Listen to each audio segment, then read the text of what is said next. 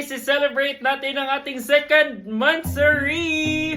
Monthsary sa content creation. So 2 months na tayo. We started last August 30 at October 30 na ngayon. At nagpapasalamat ako with that 2 months, marami tayong na-unlock. Ang isa doon ay ang consistency at discipline. Also humility kasi kailangan natin ng tulong.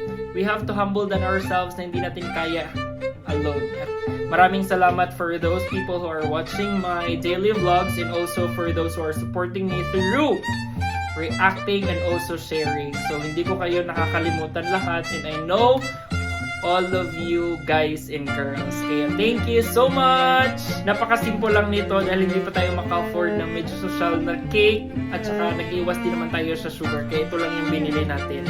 And hopefully, magkaroon tayo ng manifesting financial freedom na maka-afford tayo ng somehow medyo malaking cake para ma-celebrate natin yung with friends.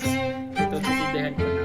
Wish mo na ako, magpipray mo na ako with this one and then I'm going to blow.